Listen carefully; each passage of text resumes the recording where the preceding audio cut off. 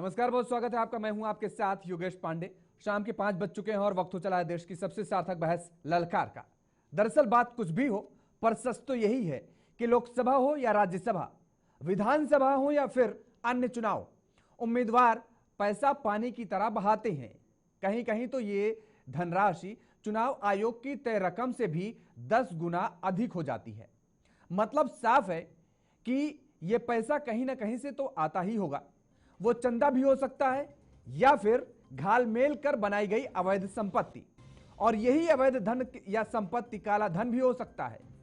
ऐसे में बड़ा सवाल तो यही है कि आखिर क्यों ना हो चुनावी चंदे की रकम सार्वजनिक। हालांकि बीजेपी द्वारा लाई गई इलेक्टोरल बॉन्ड स्कीम के पीछे की मंशा भले ही चुनाव में काले धन के इस्तेमाल को रोकने की रही हो, लेकिन यदि सुप्रीम कोर्ट ने प्रश्न चिन्ह लगा दिया है, सवाल खड़े कर दिए हैं, तो जरूर यह पारदर्शी नहीं रही होगी। और इसी के साथ ही बड़ा सवाल यह भी खड़ा होता है कि आम आदमी से पाई पाई का हिसाब चाहने वाली राजनीतिक पार्टियां अपने चंदे का हिसाब आखिर क्यों नहीं देना चाहती। वक्त आ गया है जब चुनाव सुधारों को लेकर बहस को अंजाम तक पहुंचाया जाए। राजनीतिक दलों को मिलने वाले चंदे में पारदर्शिता तो होनी ही चाहिए। फिलहाल सुप्रीम कोर्ट ने चुनावी बॉन्ड पर पहले ही रोक लगा रखी थी और अब वह आंकड़ा भी सामने आ गया है जिसमें यह बताया गया है कि किसने कितने चुनावी चंदे के बॉन्ड खरीदे हैं और किस दल ने कितने बॉन्ड भुनाए हैं। तो आइए जरा आंकड़ों पर एक नजर डाल लेते हैं और समझते हैं कि चंदा देने वाली टॉप 5 कंपनियां कौन सी हैं। तो आप देखिए, ये जो आंकड़ा सामने आ रहा है, फ्यूचर गेमिंग और होटल सर्विस पीआर कंपनी है, जो कि 1368 करोड़ रुपए के चंदा के बॉन्ड जो थे, चुनावी बॉन्ड, वो खरीदे गए। Megha engineering and infrastructure limited का जिक्र करें तो 966 करोड़ रुपए के बॉन्ड खरीदे इस कंपनी ने। Quick supply chain private limited ने 410 करोड़ रुपए के चुनावी बॉन्ड खरीदे और वेदांता लिमिटेड ने 400 करोड़ रुपए के चुनावी बॉन्ड खरीदे। हल्दिया एनर्जी लिमिटेड ने 377 करोड़ रुपए के चुनावी बॉन्ड खरीदे। लेकिन सवाल यह उठता है कि अगर इन लोगों ने जो बॉन्ड खरीदे हैं, तो अब चंदा देने वाली कंपनियों के साथ ही चंदा लेने वाली टॉप 5 पार्टियां कौन सी हैं, उन पार्टियों पर भी जरा नजर डाल लीजिए। वो भी आपको दिखाते हैं कि किस तरीके से पार्टियों को चंदा मिला और किसको सबसे ज्यादा मिला। बीजेपी को 6060 करोड़ रुपए चुनावी बॉन्ड के जरिए चंदा मिला। तृणमूल कांग्रेस को 1609 करोड़ रुपए चुनावी बॉन्ड के जरिए चंदा मिला। कांग्रेस को 1421 करोड़ रुपए चुनावी बॉन्ड के जरिए चंदा मिला और बीआरएस चौथी नंबर की पार्टी है जिसको 1214 करोड़ रुपए की चुनावी बॉन्ड के जरिए चंदा मिले और बीजेपी को 775 करोड़ रुपए का चुनावी चंदा मिला इलेक्टोरल बॉन्ड के जरिए।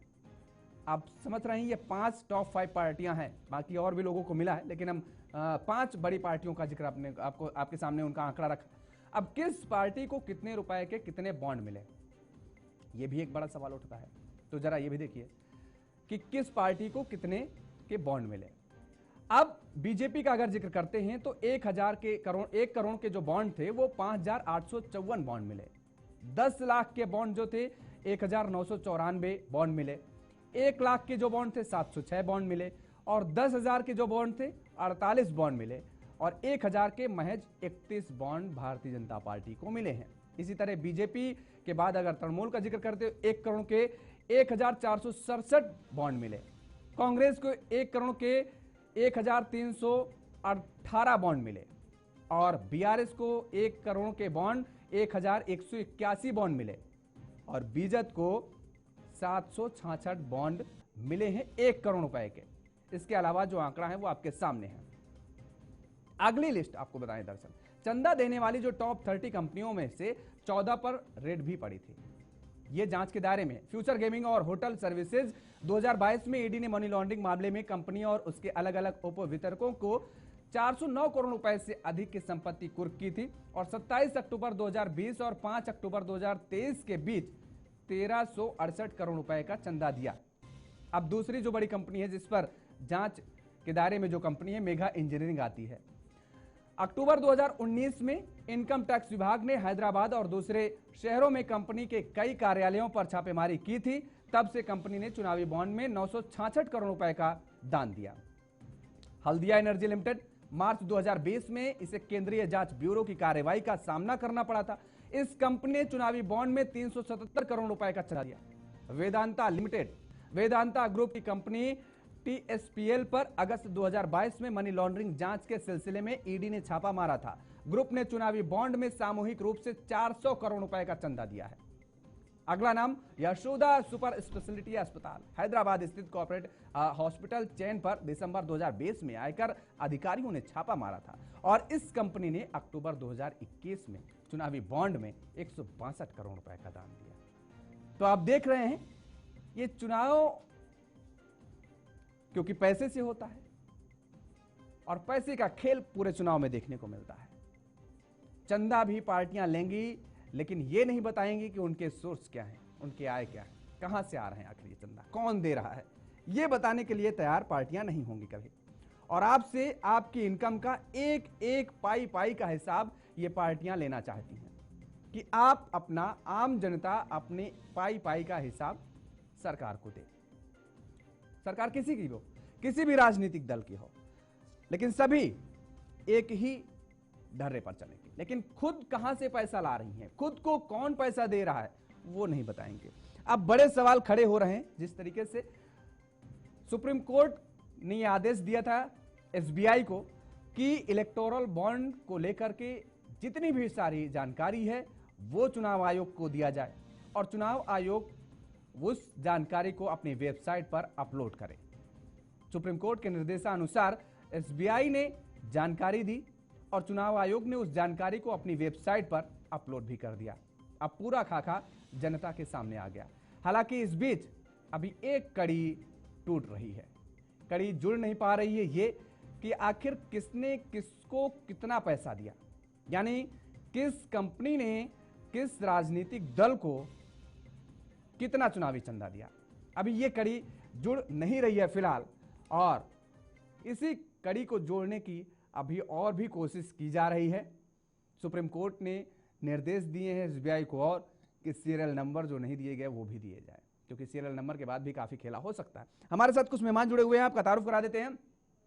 भारतीय जनता पार्टी से प्रदीप सिंह जी जुड़े हुए हैं, यश श्रीवास्तव जी कांग्रेस का पक्ष रखेंगे और राजनीतिक विश्लेषक हमारे साथ अनिल कुमार गर्ग जी जुड़े हुए हैं, दिलीप यशवर्धन जी भी हमारे साथ जुड़े हुए हैं, राजनीतिक विश्लेषक। आप सभी मेहमानों का बहुत बहुत स्वागत है। यश श्रीवास्तव जी, आपसे ही शुरुआत करते हैं। चंदे का शोर शराबा, जैस का तस, मामला तो सब ढीला रह गया, पता ही नहीं चला किसने किसको चंदा दिया। ये जरूर पता चला कि किसने कितने बॉन्ड खरीदे, किसने कितने भुनाए, और ये तो पहले से मालूम था कि भारतीय जनता पार्टी को सबसे ज्यादा चंदा मिला है।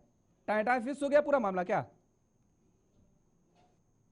दुख की बात है कि इतनी मेहनत के बाद और इतने निर्णायक जजमेंट के बाद आप इस मामले को इस तरीके से देख रहे हैं। बहुत अजीब सी बात है ये।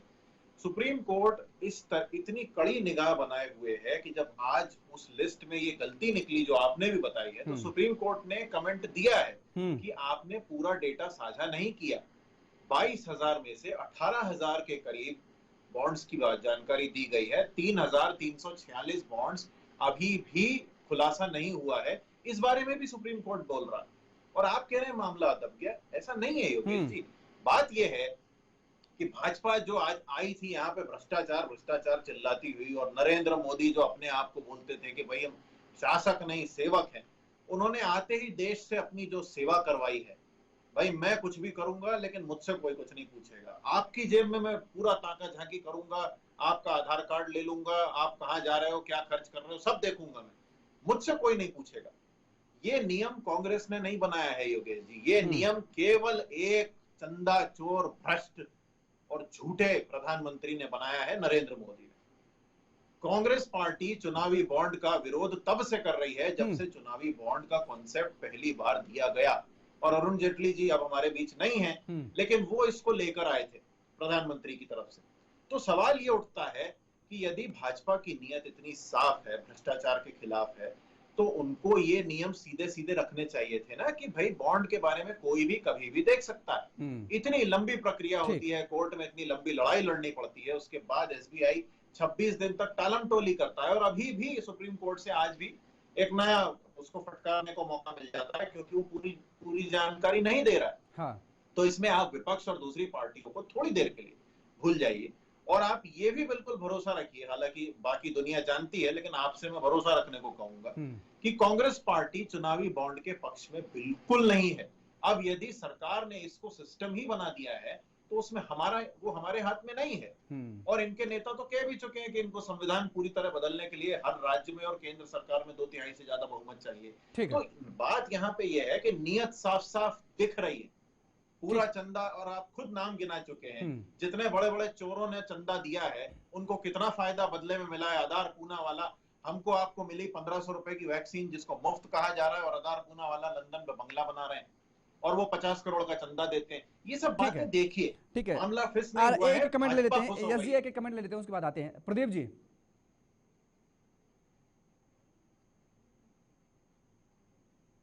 प्रदीप जी आवाज आ रही है आपको?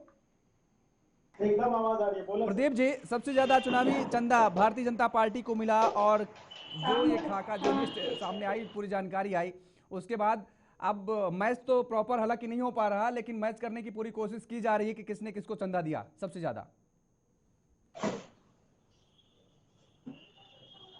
निश्चित तौर पे ये तो अब खुली बात हो गई है, लेकिन जिस जानकार कांग्रेस के मित्र जिन शब्दों का प्रयोग कर रहे थे और देश के प्रधानमंत्री के लिए अपने मुख्य बिंदु से इतने सारे जो है पर्यायवाची निकाल रहे थे, उस पर मुझे थोड़ी आपत्ति है। आप ये बताइए, इनके सबसे बड़े नेता को गंभीरता से लेता कौन है?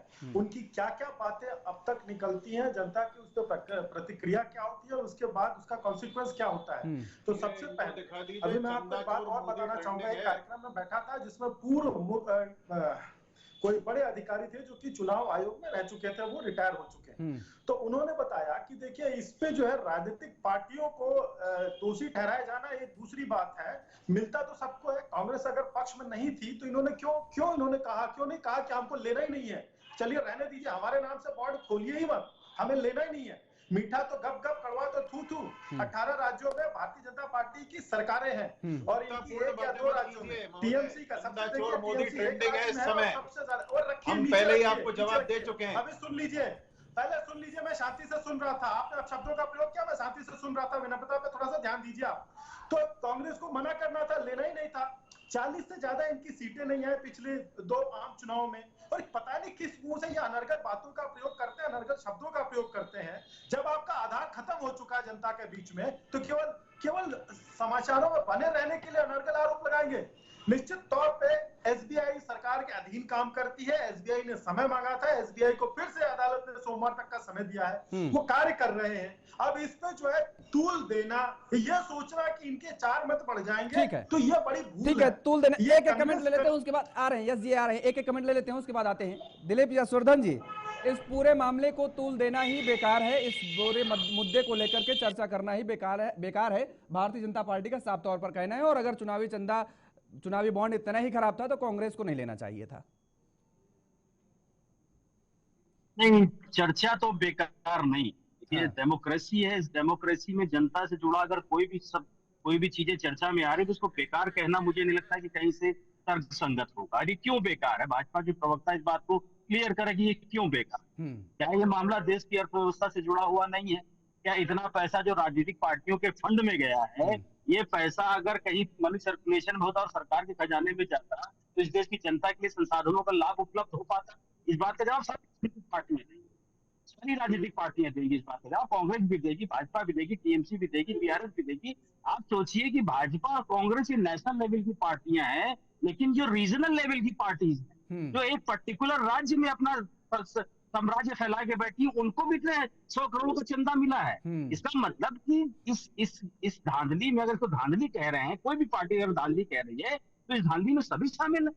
कोई अगर पार्टी ये कह रही है कि 2017 में भाजपा की सरकार ने इसको इंट्रोड्यूस किया था और इसमें ट्रांसपेरेंसी नहीं थी, तो डेमोक्रेसी का एक हिस्सा है, आपने क्यों उसको एक्सेप्ट किया?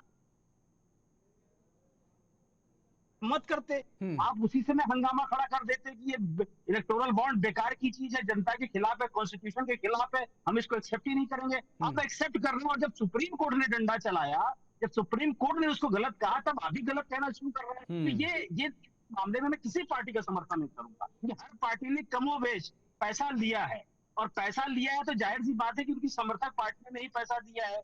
जो 2 लिस्टें इलेक्शन कमीशन की साइट पर अपलोड हुई है, एक 337 पेज की लिस्ट और एक 426 पेज की लिस्ट है। एक में पार्टियों की डिटेल दी गई, एक में कंपनियों की डिटेल दी गई। तो जाहिर सी बात है कि इन सारी कंपनियों ने हर पार्टी को चंदा दिया, और अगर चंदा गलत तरीके से भाजपा ने लिया है तो कांग्रेस ने भी गलत तरीके से लिया है, बीआरएस ने भी लिया, सभी बिल्कुल जाहिर तौर पर अगर चंदा गलत है तो सभी राजनीतिक दलों की तरफ से जो चंदा लिया गया वो गलत है। आएंगे अनिल जी, यस जी, एक कमेंट ले लेते हैं उसके बाद अनिल जी आपके पास आए, लेकिन फिलहाल घड़ी इशारा कर रही है ब्रेक की ओर, तो इसलिए हमें एक ब्रेक के लिए यहाँ पर रुकना पड़ा है। ब्रेक के बाद फौरन हाजिर होते हैं और चर्चा को।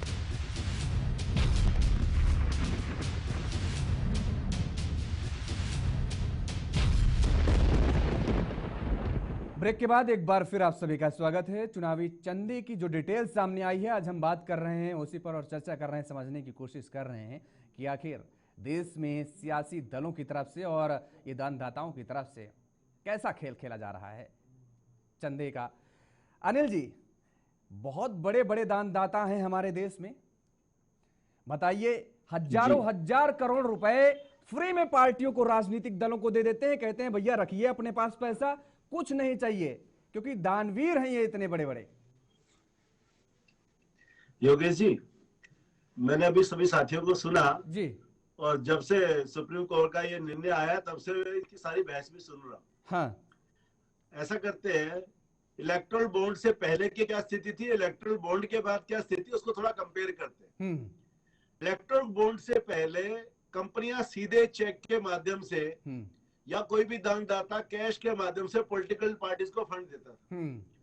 तो जितनी पॉलिटिकल पार्टी जब उनको भी मालूम होता था और उनके ऑडिट से भी सबको मालूम होता था किस पॉलिटिकल पार्टी ने, क्योंकि चेक से गया है सीधा, किस पार्टी को इतना फंड दिया है। कोई प्राइवेसी नहीं थी। और इस प्राइवेसी को बनाने, इसका ना बनाने का नुकसान ये था कि जिस पार्टी को कम फंड मिला और वो सत्ता में आई तो पॉलिटिकल वेंडेटा के थ्रू वो उस कॉर्पोरेट घराने को, उस कॉर्पोरेट कंपनी को तंग करने की सोचती थी, ऐसा अंदेशा होता था। होता नहीं होता था ये मालूम नहीं, लेकिन ऐसा एक शंका थी कि दो पॉलिटिकल पार्टीज में से एक को ज्यादा दिया, एक को कम दिया, डिस्क्लोज होगा तो जिसको कम मिला अगर वो पावर में आई तो वो उसको तंग करेगी। तो इस तरह से प्राइवेसी मेंटेन करने के लिए ये इलेक्टोरल बॉन्ड सिस्टम लाया गया। तो अनिल जी अभी क्या हो रहा है? अनिल जी अभी क्या हो रहा है? कांग्रेस तो यही आरोप लगा रही है, कह रही चंदा दो, धंधा लो। Let me complete. उसके बाद जब ये इलेक्टोरल बॉन्ड पे सुप्रीम कोर्ट की बात आई तो इसको ऐसे प्रचारित किया कि देखो हवाले का पैसा इसमें लग जाता था, काला धन इसमें लग जाता था। तो कैसी बात कर रहे मुझे समझ में आए। कंपनी अकाउंट से पैसा जाता है एसबीआई के पास, एसबीआई से बॉन्ड लिया जाता, बॉन्ड पॉलिटिकल पार्टीज को दिया जाता, पॉलिटिकल पार्टी अपने अकाउंट में बनाती है। बताओ इसमें काला धन कहाँ है? मैं बता रहा हूँ ना, पैसा अरे मैं बता रहा हूँ ना अनिल जी, मैं बता रहा हूँ, सुनिए ना, सवाल जो खड़ा हो रहा है काला धन कहाँ है। बिल्कुल आप ठीक कह रहे हैं कि काले धन को बात की गई थी।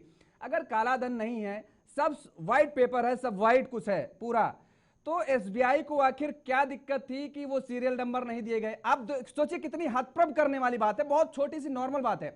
अगर मैंने किसी बैंक को कोई चेक दिया और अगर उसके पास डिटेल है बैंक के पास कि योगेश पांडे ने 5 करोड़ की चेक हमारे बैंक में लगाई है, तो उसके पास ये डेटा जरूर होगा कि किस दिन लगाई है, तो किस नंबर की लगाई है, वो नंबर जरूर होगा। और वो नंबर देने में इतना समय, इतना आनाकानी ये कैसे हो रही है? योगेश जी, एसबीआई के अलावा एसबीआई के पास तो हर चीज का डेटा है। कौन सा बैंक, कौन सी कंपनी ने खरीदा, उसका यूनिफाइड सीरियल नंबर होता है, वो उसके पास है ही।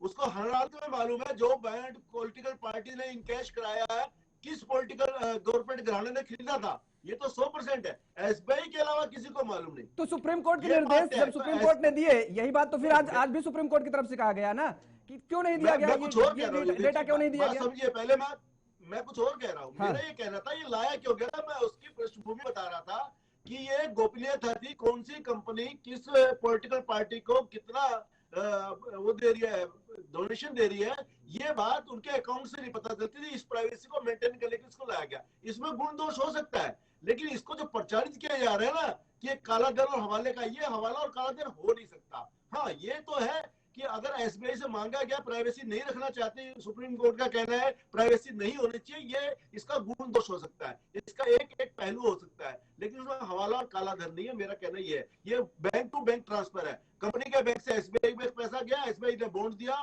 बॉन्ड पॉलिटिकल पार्टी ने लिया। मैं बता, ठीक है, मुझे दर्द किस बात का है अनिल जी, अभी आप समझ जाएंगे, चर्चा को और आगे बढ़ने दीजिए, आप समझ जाएंगे कि मुझे किस बात का दर्द है। मुझे कोई मतलब नहीं है, मैं क्या जानूं कौन सी कंपनी का कौन सा मालिक है, या मेरी उससे पर्सनल कोई व्यक्तिगत कोई संबंध तो है नहीं, ना कभी बातचीत नहीं हुई है, ना तो मेरा, मुझे लगता है किसी से कभी मेरा पर्सनल आमने सामने हुआ होगा। लेकिन दर्द क्या है वो अभी आप समझेंगे। आगे आ रहा हूं। हर्ष जी, यस जी, आप बड़ी देर से कुछ कहना चाह रहे हैं, उसके आप अपनी बात रखिए, उसके बाद आगे बोलता हूं। जी योगेश जी, देखिए ये जो तर्क दिए जा रहे हैं, हाँ। कि भाई इसमें कुछ भी काला नहीं है, और जो अभी गर्ग जी ने जो तमाम बातें बोली जिनका वास्तव में कोई आधार नहीं है, हाँ। तो मैं आपको बता देता हूं कि संसद में इस बात पर सवाल उठा था कि क्या किसी कॉरपोरेट ने ये सवाल किया है या इस तरह की कोई याचिका लगाई है कि हमें पॉलिटिकल रेट्रीब्यूशन अर्थात किसी पार्टी से बदले का डर है, इसलिए हम गोपनीयता चाहते हैं। तो जवाब आया कि ऐसा किसी कंपनी ने या किसी भी व्यक्ति ने कोई भी ऐसी याचिका दायर नहीं की है, उन्हें कोई डर नहीं है रेट्रीब्यूशन का। तो गर्ग जी अपना फैक्ट सही कर लें। दूसरी बात, ये बार बार आपको सुनने को मिलेगा तमाम भाजपा के अंधे समर्थकों से कि भाई ये भ्रष्ट नहीं है, ये काला धन नहीं है, ये नहीं है, वो नहीं है। सच क्या है, ये आप और मैं और ये तमाम लोग जो यहाँ बैठे ये कई दिनों से देख रहे हैं, कई महीनों से ये बात चल रही है, और आज दिन भर से यही हो रहा है। तो समय अब तक से इसमें काला धन कैसे, बीच में बताइए, बीच में नहीं, पहले बताइए ना इसमें काला धन कहाँ है। तर्क काला धन कहाँ है, जाके सुप्रीम कोर्ट से पूछिए। सुप्रीम कोर्ट ने कहा है समझ आएगी चुनावी बॉन्ड अनकॉन्स्टिट्यूशनल है। योगेश जी आप इनको चुप कराइए, मेरे समय के बीच में आपकी पार्टी ने क्यों, आप पहली दूसरी बात भाजपा से करिए, मुझसे मत कीजिए। नहीं, आपने मेरे ऊपर सवाल उठाया ना, संवैधानिक बताया है, तो आप क्या सुप्रीम कोर्ट से बड़े हो गए? आपने कहा कि आप सुप्रीम कोर्ट से बड़े हो गए गर्ग जी? नहीं, आप सुप्रीम कोर्ट से बड़े हो गए क्या? आप सुप्रीम कोर्ट से बड़े हो? योगेश जी, मैं अपने समय में इस तरह का इंटरवेंशन होगा तो मैं भी बोलूंगा। अनिल जी, ठीक है, अनिल जी आ रहे हैं आपके पास, अनिल जी आ रहे हैं। मैंने कौन सी आधारित बात की है? अनिल जी आ रहे हैं आपके पास, कौन सी आधारित बात की है? आपने बोला अनिल जी ने तो आधारित, आपकी बात नहीं कर रहा हूँ। ठीक है यस जी, लेकिन एक बड़ा सवाल ये उठ रहा है, यस जी, एक बड़ा सवाल। देखिए योगेश जी, मैं ये कह रहा हूँ कि जब सुप्रीम कोर्ट ने निर्णय दिया कि चुनावी बॉन्ड असंवैधानिक है, तो उन सारी बातों पर गौर करने के बाद दिया जो यहाँ पे तर्क के रूप में परोसी जा रही है। तो गर्ग जी या कोई भी, गर्ग जी की बात नहीं है, आज मैं और भी विश्लेषकों से आज मिला हूँ, सबके सब ये बताने में लगे हैं कि नहीं भैया इसमें काले धन का कोई स्कोप नहीं है। सुप्रीम काले धन का स्कोप नहीं है, आप बता दो ना मेरे भाई। सुप्रीम कोर्ट ने इसे असंवैधानिक बताया है। ठीक है, असंवैधानिक बताया, मान लिया यस जी, हम कह रहे हैं, तभी उस पर रोक लगा दी गई है, तभी बॉन्ड पर रोक लगा गई। लेकिन एक सवाल ये है, नहीं योगेश जी मुझे ये बता दो इसमें काला धन और हमारा का पैसा कैसे है? अनिल जी आ रहा हूँ, अनिल जी अभी आ रहा हूँ। व्हाट्सएप वाला जवाब आप कहीं भी ढूंढ लीजिए, हम नहीं देने बैठे हैं। अनिल जी आ रहे हैं, अनिल जी आपके पास आ रहे हैं, आपके पास आ रहे हैं। यस जी, एक सवाल ये उठ रहा है, यस जी को इसको रिप्लाई करो, यस जी को लाइए। यस जी, सवाल ये उठ रहा है, बीजेपी भी कह रही है लगातार, और भाई दिलीप यशवर्धन जी भी इस बात को कह रहे थे कि अगर ये चुनावी बॉन्ड शुरुआती दौर से ही इतना गंदा था, इतना खराब था, तो आप लोग क्यों चुनावी बॉन्ड के जरिए चंदा ले रहे थे? दूसरा बड़ा सवाल यहाँ पर ये उठ रहा है कि एडीआर की रिपोर्ट आई पिछले दिनों, सुन लीजिए, जिसमें यह बताया गया, सभी राजनीतिक दल उसमें शामिल हैं और खासतौर पर भारतीय जनता पार्टी और आप, 1832.88 करोड़ रुपए कहां से आए इन पार्टियों के पास? कोई स्रोत ही नहीं है, जिसमें से भारतीय जनता पार्टी के पास 1400 करोड़ रुपए कहां से आए? कोई स्रोत नहीं है, जानकारी ही नहीं साहब हमको पैसे किसने दे दिए। और आपके पास 315.11 करोड़ रुपए कहां से आए? कोई जानकारी ही नहीं पार्टी के पास कि किसने पैसे दे दिए, कहां से दे दिए। एडीआर की रिपोर्ट ये आई है। योगेश जी, आपके इन बातों के दो जवाब। पहली बात यह है कि कांग्रेस और बहुत सारे विपक्षी दल इलेक्टोरल बॉन्ड का शुरू से विरोध कर रहे थे, ये मैं शुरू में कह चुका हूं। इसके बावजूद जब सरकार ने इसे सिस्टम बना दिया, जैसे अग्निवीर को सिस्टम बना दिया, लड़के नहीं चाहते अग्निवीर की वो अस्थायी व्यवस्था, लेकिन जब आप उसे सिस्टम बना देंगे तो मजबूरी में लड़कों ने किया। उसी तरह पार्टियों को जो चंदा यदि कोई देना चाहता है, उसके पास कोई और रास्ता छोड़ा ही नहीं, तो वो करना पड़ा। आज उसका खुलासा हुआ है।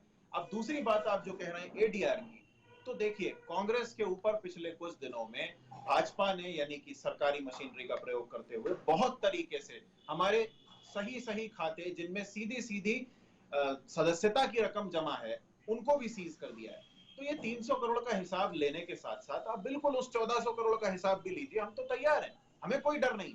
हम तो कह ही रहे हैं कि चुनावी बॉन्ड सबसे बड़ा स्कैंडल है और अभी जो 3,300 बॉन्ड का खुलासा होना बाकी है योगेश जी, ठीक है, अच्छी बात है, खुलासा और सब सामने आने चाहिए, लेकिन है। सवाल इसीलिए उठ रहा है और ये जो अभी आपने बैंक का जिक्र किया कि अकाउंट सीज कर दिए गए वगैरह वगैरह, ये दरअसल अभी किए गए हैं और ये जो आंकड़ा है ये 22-23 वित्त वर्ष का है। तो एडीआर रिपोर्ट को जो आप लोगों ने, आपकी पार्टियों ने सौंपा है, ये उसका खाका है जो रिपोर्ट आई है। तो 22-23 में तो देखिए, ऐसा तो है नहीं कि बीजेपी ने आपके अकाउंट में पैसे जमा कर दिए और आपको पता नहीं चला। 300 करोड़ फिर 1400 करोड़ और हमने उसके दोनों, बाद 16,000। देखिए चोर चोर होता है, कोई 1 रुपए की चोरी करे, कोई 10 रुपए की चोरी करे। अब ये कहते कि साहब उसने 10 रुपए की चोरी की है तो पहले उसको सजा दीजिए, मुझे बाद में दीजिए क्योंकि मैंने 1 रुपए की नहीं, मैं ये नहीं कह रहा हूँ। हाँ। मैं ये कह रहा हूँ योगेश जी कि ये एडीआर की रिपोर्ट क्या कह रही है, उसके बाद निश्चित रूप से बहुत सारी कार्रवाई हुई है और कांग्रेस पार्टी खुली हुई है, हम तैयार हैं किसी भी तरह की ऑडिट के लिए। सवाल ये उठता है कि जो तर्क आप 1400 करोड़ और 300 करोड़ के लिए बोल रहे हैं, मैं कम ज्यादा चोरी की बात नहीं, मैं ये कह रहा हूं कि एसबीआई 16,000 करोड़ के लिए ये बोलता है कि ये बॉन्ड्स हमने एक डब्बे में रख के बंद कर दिए और 6 साल उनको देखा तक नहीं। ये सबसे बड़ा सवाल है। उसी मुद्दे पर चर्चा कर रहे हैं। ठीक है प्रदीप जी, आपके पास आएंगे, लेकिन फिलहाल हमें एक और छोटे से ब्रेक के लिए रुकना पड़ा है और इसलिए ब्रेक पे जा रहे हैं। ब्रेक के बाद फौरन हाजिर होते हैं और चर्चा को आगे बढ़ाएंगे।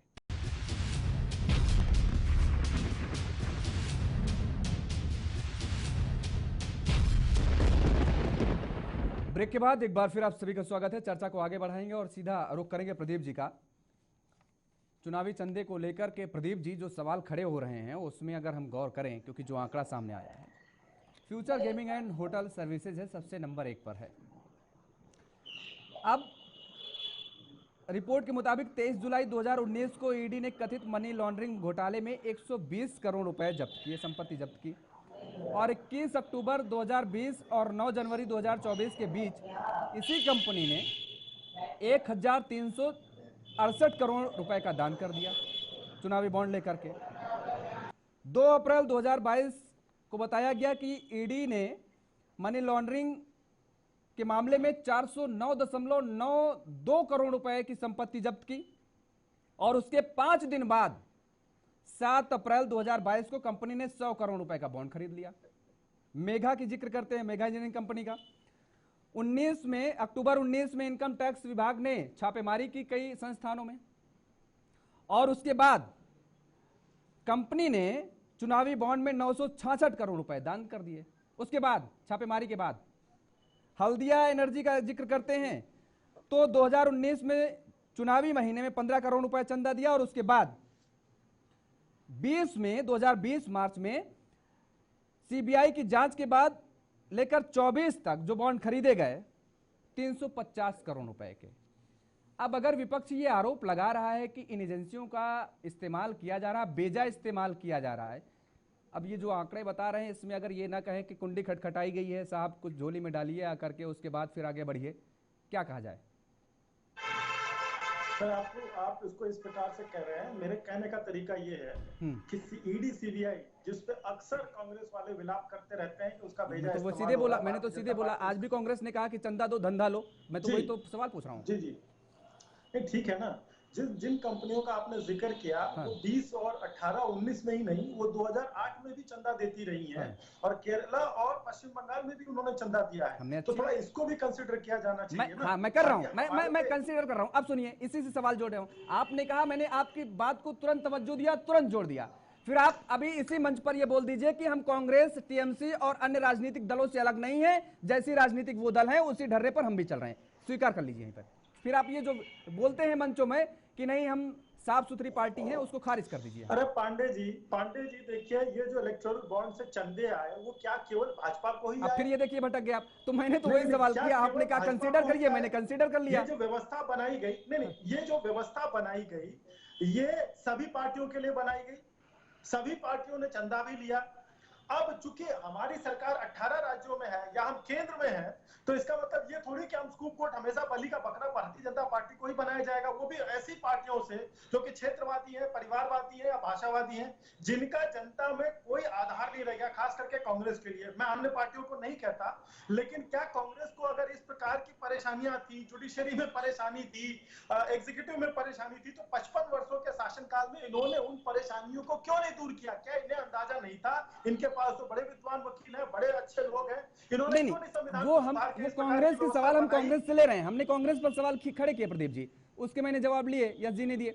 सवाल सीधा सा इतना है कि छापेमारी होती है, उसके बाद डोनेशन दे दिया जाता है, डोनेशन दे दिया जाता है और उसके बाद उनको करोड़ों रुपए के प्रोजेक्ट्स दे दिए जाते हैं। ये जो नंबरिंग चल रही है, इसको कैसे जोड़ा जाए? मैं पहला का कंप्लीट कर देता हूं कि छापेमारी होती है, चंदे दे दिए जाते हैं, तो यह भी देखा जाना चाहिए कि क्या वो चंदे केवल भारतीय जनता पार्टी को आए थे या किन्हीं अन्य पार्टी, दूसरी राजनीतिक दलों को भी आए थे, और क्या वो जो छापे मारे गए थे वो उनको बंद कर दिया गया या वो अभी भी ऑनगोइंग प्रोसेस है? क्योंकि ईडी में फाइल तो इतनी जल्दी बंद होती नहीं है। तो अगर वो बंद कर दी गई, अगर आपके पास ऐसे सबूत है कि उनको एकदम से साफ पाक घोषित करके छोड़ दिया गया, तब तो आप हमें जो है जिम्मेदार ठहराइए। नहीं प्रदीप जी, मैं तो लिंक कनेक्ट कर रहा हूं, लिंक कनेक्ट करके ही आपसे सवाल पूछूंगा ना कि छापेमारी हो रही है। कनेक्ट किया योगेश जी, आपने बहुत अच्छा लिंक कनेक्ट किया, लेकिन वो कनेक्टिंग लिंक अभी ऑनगोइंग है, क्लोज नहीं। ठीक है, आ जाने दीजिए, उसको भी ऑनगोइंग है, वो भी जल्दी हो जाएगा। ठीक है, नहीं होगा तो यस जी आएंगे आपके पास। एक बड़ा सवाल उठ रहा है दिलीप जी कि ये जो कानूनी स्वायत्त संस्थाएं हैं जिस पर कि लगातार विपक्षी दल सवाल भी उठाते रहे हैं और अभी भी उठा रहे हैं, इनके पास करप्ट एजेंसियों के पूरे आंकड़े हैं, छापेमारी कर रही हैं, जांच चल रही हैं और संपत्तियों भी जब्त की जा रही हैं। उसके बाद भी इन्हीं कंपनियों के जरिए पार्टियों को डोनेशन दिया जा रहा है और उन्हीं कंपनियों को करोड़ों करोड़ रुपए के, अरबों रुपए के प्रोजेक्ट्स दे दिए जा रहे हैं। तो क्या इन कंपनियों की जानकारी आधी अधूरी है इन स्वायत्त एजेंसियों के पास, या फिर जानकारी होते हुए भी आंखों में पट्टी बांध रखे हैं? योगेश जी, कानून का बड़ा खेल होता है और लॉ में किसी एजेंसी के ऊपर या किसी कंपनी के ऊपर किसी एजेंसी ने अगर रेड मारते और वो रेड ऑनगोइंग, अभी फैसला नहीं आया, तो इसका ये मतलब नहीं होता कि वो कंपनी व्यापार बंद कर दी। इनकम टैक्स डिपार्टमेंट ने अगर छापा मारा है, जिसे कांग्रेस के ऊपर आज अकाउंट सीजर की नोटिस आ गई है, तो कांग्रेस पार्टी थोड़ी बंद हो गई, अकाउंट सीज हुआ है, पार्टी नहीं सीज हुई है। इसी तरीके से जब किसी भी बिजनेस ऑर्गेनाइजेशन के ऊपर, चाहे इनकम टैक्स हो, चाहे ईडी हो, चाहे सीपीआई हो, ये छापे मारती है, छापे मारते में वो जो भी गलत चीजें हैं उन गलत चीजों को ट्रैक करती है और वो लंबा प्रोसेस होता है, फिर वो अदालत में जाता है। बट इसका ये मतलब नहीं होता है कि उस कंपनी का बिजनेस नहीं होगा या उस कंपनी को सरकार से कोई ठेका नहीं मिल सकता है। अगर ऐसा होता तो ये नहीं होता, क्योंकि ये हमारे कानून में ऐसे प्रावधान है। कार्यवाही अपनी जगह चलती रहेगी, बिजनेस बंद नहीं होगा, सरकारी ठेके लेने के लिए वो कंपनी इनएलिजिबल नहीं होगी, वो एलिजिबल रहती है, इसीलिए उसको मिलते हैं। इनमें लिंक हो सकता है। मैं आपकी बात का जवाब पॉलिटिकल एंगल से नहीं, लीगल एंगल से देख रहा हूँ कि कानून क्या कहता है। कानून इनको बिजनेस करने की इजाजत देता है, कानून इनको सरकारी ठेके लेने की इजाजत देता है, अनटिल एंड अनलेस जब तक इनके ऊपर सरकार के द्वारा या ऐसी किसी एजेंसी के द्वारा बैन न लगाया जाए। तो ये कहना कि इन पे छापा पड़ा था तो इनको ठेका क्यों मिला, ये गलत है। मिल सकता है, एलिजिबल है। नहीं, ठीक है, अच्छी बात है, मिल सकता है, एलिजिबल है, लेकिन सवाल यहाँ पर ये कनेक्ट का जो हम जोड़ रहे थे कि पहले छापा पड़ता है, उसके बाद डोनेशन दे दिया जाता है, कार्रवाई कहाँ तक चली, ये कहा जा रहा है कि ठीक है भाई, पुराने काम में अभी पुरानी जो कार्रवाई की जा रही है उसकी जांच पड़ताल चल रही है, और उसी के बाद देख लिया जाता है कि उन्हीं कंपनियों को प्रोजेक्ट मिल जा रहा है। अभी हालांकि वो नंबर नहीं आए, सीरियल नंबर आएंगे तो शायद ये भी आंकड़ा मैच कर पाना थोड़ा सा आसानी हो जाएगा कि किसने किस सीरियल नंबर का बॉन्ड खरीदा और किसने उस सीरियल नंबर का बॉन्ड भुनाया, तब मुझे लगता है और आसानी हो जाएगी। और लास्ट डे जब मेरी आपके साथ चर्चा हुई थी, मैंने कहा कि आ रहा हूं अनिल जी, आ रहा हूं आपके पास आ रहा हूं, लास्ट डे भी चर्चा हुई थी, तब भी मैंने यही आशंका जाहिर की थी कि ये क्लियर नहीं हो पाएगा। आपका सवाल के जवाब, आपके सवाल का जवाब मैंने दो अलग अलग एंगल से दिया। एक पॉलिटिकल एंगल से आपका जो सवाल है एकदम सही है। कि अगर छापा पड़ गया था तो सरकार को इनकी तरफ से ठेका नहीं मिलना चाहिए था, बट कानून में ऐसी कोई बंदिश नहीं। और अगर ऐसा था तो जो और कॉम्पिटिटर्स थे उन्हें इस बात को लेकर के अदालत चले जाना चाहिए था। मेरा सवाल ये है कि क्या जो विपक्ष सवाल उठा रहा है उसमें कुछ सच्चाई नजर आ रही, क्या? मेरा सवाल ये है। नहीं, विपक्ष सवाल उठा सकता है, इस बात पर क्वेश्चन बिल्कुल बनता है कि जिन कंपनियों के ऊपर इस देश की सबसे बड़ी इन्वेस्टिगेटिंग एजेंसीज इन्वेस्टिगेट कर रही हैं, वो सरकार के साथ बिजनेस क्यों कर रही है, क्यों कर रही है, सवाल खड़ा कर सकते हैं, लेकिन ना करें ये नहीं कह सकते हैं, क्योंकि हमारे यहाँ ऐसा कोई प्रावधान नहीं है। जैसे आपने सुना होगा कि अगर किसी के ऊपर इल्जाम लगा, जब तक अपराध सिद्ध नहीं होता है तब तक वो अपराधी नहीं माना जाता, दोषी नहीं माना जाता। इसी तरीके से जो इवेजन के मामले होते हैं, चाहे वो टैक्स इवेजन का मामला हो, चाहे वो मनी लॉन्ड्रिंग का मामला हो, जब तक वो मामले सिद्ध नहीं हो जाते हैं तब तक उन पर वो चीज प्रूव नहीं होती है, और जब तक प्रूव नहीं होती है तब तक वो कंपनी लीगल होती है। या तो उसको सरकार ब्लैकलिस्ट कर दे, अगर ब्लैकलिस्ट कर देगी तो उसको ठेका नहीं मिलेगा, लेकिन अगर ब्लैकलिस्टेड नहीं है तो फिर वो ठेका लेने के लिए एलिजिबल। ठीक है, ये विपक्षी यस जी आ रहे हैं, वेट करिए। अनिल जी, सवाल ये है, नाराजगी मेरी ये थी, कोविड काल के दौरान, कोविड काल के पहले और कोविड काल के बाद इन कंपनियों ने कितना डोनेशन दिया, कितने करोड़ रुपए के बॉन्ड खरीदे, जरा लिस्ट पे आप भी नजर दौड़ाइएगा। और इन्हीं कंपनियों ने हजारों हजार कर्मचारियों को, अपने कर्मचारियों को निकाल दिया था यह कहकर कि उनके ऊपर बोझ बहुत है, वो अपने कर्मचारियों का वेतन नहीं दे सकते हैं, और कितने कर्मचारियों ने आत्महत्या करने पर मजबूर हो गए थे कोरोना काल में, कितने कर्मचारियों से उनका रोजगार छीन लिया गया था। आप उनका इंक्रीमेंट 5%, 10%, 15% अगर वो बढ़ाने की बात कर देते हैं तो आप कहते हैं कि आपके पास पैसे नहीं है, आपकी कंपनी लॉस में चल रही है, बहुत घाटा झेल रहे हैं आप, और लेकिन वही हजारों हजार करोड़ रुपए, अरबों रुपए आप राजनीतिक दलों को फंड में दे रहे हैं, दान दे रहे हैं। योगेश जी, आपने दो बातें कही। पहली बात की कि उन्होंने पॉलिटिकल पार्टीज को चंदा क्यों दिया, क्यों अपने कर्मचारियों में बांटा। पहली बात तो यह है, अगर वो घाटे में चल रही है तो उनके बैलेंस शीट बताएगी, फायदे में चल रही है तो भी उनकी बैलेंस शीट बताएगी। तो अपन ये तो नहीं कह सकते कि जो बात तुम पैसा जो पॉलिटिकल पार्टीज को दे रहे हो वो अपने कर्मचारियों में बांट दो। कर्मचारियों का विषय अलग है और ये विषय अलग है। दूसरा, आपने जो बात इतनी देर से चर्चा चल रही है, मैंने बोला ये काला धन और हवाले का धन नहीं है, तो यश जी ने जवाब नहीं दिया कि है। मैंने पूछा कि कैसे है, बता दो, नहीं बता। दूसरी बात आपने अभी कही, वो बात बड़ी रिलेवेंट है कि भैया छापा पड़ा ईडी का और उससे अगले दिन उन्होंने बॉन्ड खरीदे, और वो बॉन्ड एज्यूम करते बीजेपी को गए होंगे। लेकिन आप मुझे एक बात बताओ, ईडी और सीबीआई बीजेपी के पास है, नो डाउट, सरकार के पास है तो हम मान लेते बीजेपी के पास है और बीजेपी को उसका फायदा मिलता होगा। लेकिन 16,000 से ज्यादा के करोड़ के बॉन्ड खरीदे गए, बीजेपी को तो मात्र 6,000 करोड़ मिले, बाकी 10,000 करोड़ के पास तो ईडी और सीबीआई नहीं थी, उनको क्यों मिल गए? कांग्रेस, टीएमसी और दूसरी पार्टियां, उनको कैसे मिल गए? फिर उनको जीरो मिलना चाहिए था। नहीं, अगर सिर्फ यही एक वजह है, मुझे दो चीजें यहाँ पर आई बात नजर। तो ये अनिल जी, आप जो मैंने कोरोना काल का जिक्र किया, इतनी संवेदनहीनता मुझे उम्मीद नहीं, सच बता रहा हूं मैं, मुझे उम्मीद ही नहीं थी कि आप इतने संवेदनहीन निकल जाएंगे और इस बात को इतने हल्के में ले लेंगे। आज का युवा आत्महत्या करने पर मजबूर है और आप इतने लाइट लेकर के इस बात को निकल गए। दूसरी बात, हमने सरकारों पर सवाल खड़ा किया है, बीजेपी पर सवाल नहीं खड़ा किया। हमने कहा एक हाथ से दो, दूसरे हाथ से लो, ऐसा कैसे सरकारों के साथ खेल खेला जा रहा है? मैं दोनों बात दोबारा बोलता हूं, आपको दोबारा क्लियर करता हूं। मेरा ये कहना है, आपने दो बातों को एक साथ रिलेवेंट कर रहे हैं। आप कह रहे हैं कि आप दान क्यों कर रहे हैं, आप अपने कर्मचारियों में क्यों नहीं बांटते। इसका निर्णय तो मैनेजमेंट लेता है ना। मैनेजमेंट ने अच्छा निर्णय लिया, गलत लिया, आप और मैं निर्णय नहीं ले सकते।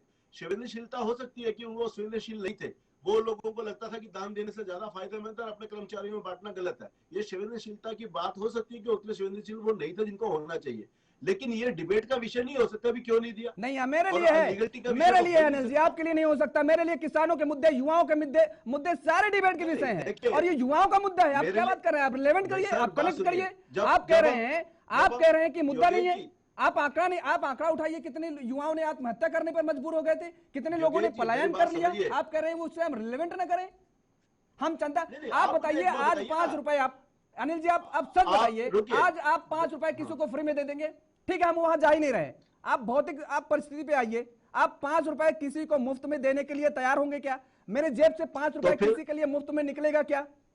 हकीकत क्या, सच्चाई क्या है? पैरामीटर के हिसाब से तो आज तक जिस भी कंपनी ने, जिस भी पॉलिटिकल पार्टी को, जिस भी माध्यम से पैसा दिया, गलत दिया है। बिल्कुल दिया, तो हमने भी देखिए यहाँ पर मैं गलत नहीं कहूंगा, लेकिन यहाँ पर समझ लीजिए एक बात, अगर कोई किसी को देता है तो उससे कुछ उम्मीद होती है, और बिना उम्मीदों के कोई किसी को पैसे नहीं देता है। इस बात को आप समझिए। पैरामीटर के हिसाब से तो कोई भी व्यक्ति अपना पैसा किसी को भी देता तो गलत है।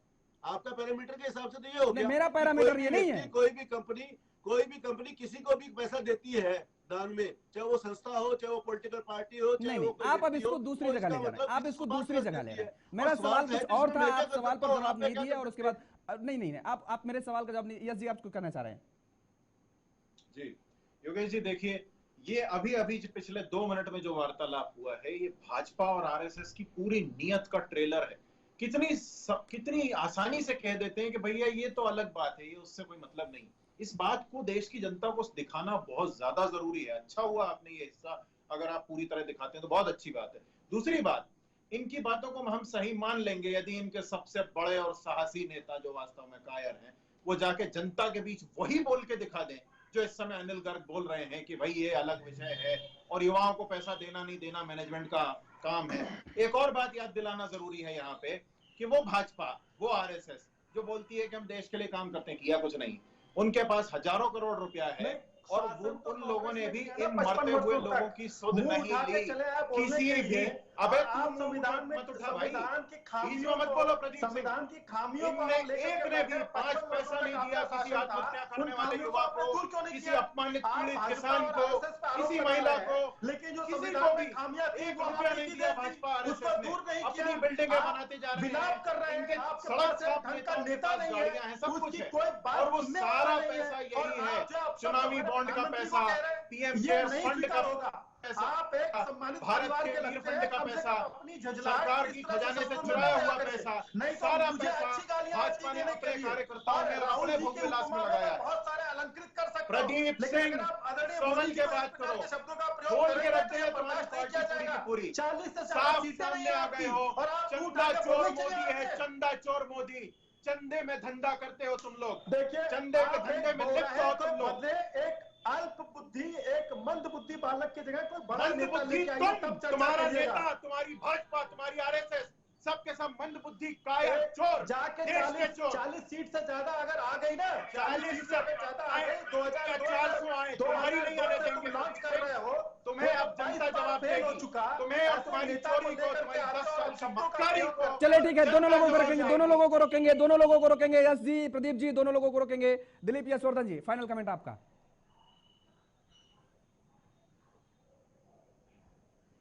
दिलीप जी, आवाज आ रही है आपको? चलिए, संपर्क नहीं हो पा रहा है। अनिल जी माफ कीजिएगा, समय का ऐसा अभाव, इसलिए चर्चा को हमें विराम देना पड़ रहा है। आप सभी मेहमानों का बहुत बहुत शुक्रिया, बहुत धन्यवाद हमारे साथ जुड़ने के लिए, समय देने के लिए। तो लगातार चुनावी चंदे को लेकर के जो बहस छिड़ी हुई थी, जो चुनावी चंदे देने और लेने को लेकर के तमाम तरह के सवाल खड़े हो रहे थे, उन कुछ सवालों के जवाब तो मिल गए, लेकिन अभी फिलहाल भी कुछ सवाल ऐसे हैं जिनके जवाब तलाशने बाकी हैं और अब देखने वाली बात यह होगी कि उनके जवाब कब तक मिलेंगे। मेरे साथ फिलहाल इतना ही। खबरों के लिए आप देखते रहिए JK24/7 न्यूज। नमस्कार।